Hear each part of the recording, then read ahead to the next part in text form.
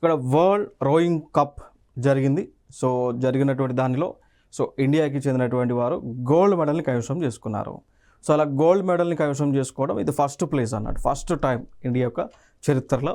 So వారు ఇద్దరు కూడా ఆర్మీకి చెందినటువంటి వారు, ఒకరు లక్ష్య, రెండవరు ఉజ్వల్.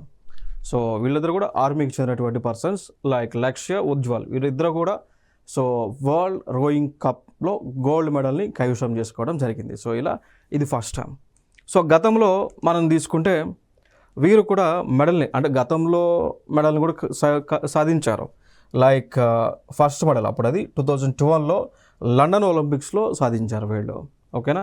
సో ప్రజెంట్ ఇప్పుడు ఈ వరల్డ్ రోయింగ్ కప్ అనేది 27 జూన్ 2026లో జరిగింది ఫైనల్. సో ఇది జరిగినది కూడా స్విట్జర్లాండ్ దేశంలో లుక్రెయిన్ అనేటువంటి ప్రదేశంలో ఇది జరగడం జరిగింది. అంటే సింపుల్గా నేను చెప్పాలి అంటే వరల్డ్ రోయింగ్ కప్ అంటే రోయింగ్ కప్ అంటే నథింగ్ బట్, మీరు ఇక్కడ ఫోటో చూడవచ్చు, వాళ్ళు బోట్ పైన అలా బోటింగ్ చేసుకుంటూ పోతున్నారు.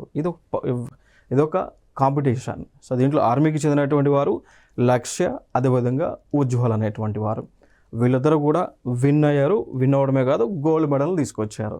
సో ఇది ఇండియాలోనే ఫస్ట్ది కాబట్టి ఇంపార్టెంట్.